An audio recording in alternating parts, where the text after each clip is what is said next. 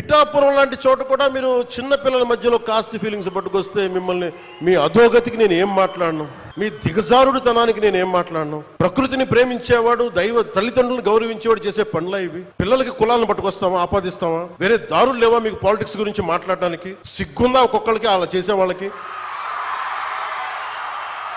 మాకు నోరు లేదనుకుంటున్నారా? కూర్చొని మీరు కాంట్రాక్ట్లు వేస్తే కాంట్రాక్ట్లు వేసిన వాళ్ళందరినీ మేము బెదిరించేస్తాం, జైల్లో పెడతామంటే ఏమనుకుంటున్నారా మీరంతా? మేమేం మాటలా గుర్తుపెట్టుకోండి. అలా బెదిరించే సమూహం ఎవరైనా సరే, మిగతా వారి గురించి నాకు తెలియదు.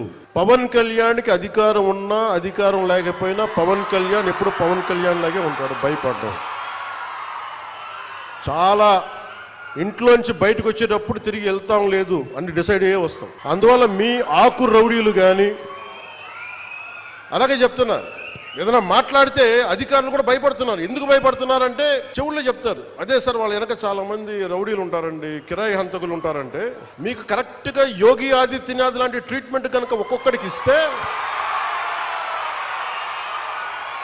ఒక్కొక్కడికి రౌడీజం అంటే కాలు కాలు కీలు కీలు తీసి మడత పెట్టి కింద కూర్చోపెడితే అప్పుడు కరెక్ట్గా చెప్తా, కరుడు గట్టిపోయిన జీవితకాలం ఒకే మనం వాళ్ళతో ఏకీభవించవచ్చు, ఏకీభవించకపోవచ్చు. నక్సలైట్స్ తోటి, వామపక్ష తీవ్రవాదులతో మనం ఏకీభవించవచ్చు, ఏకీభవించకపోవచ్చు.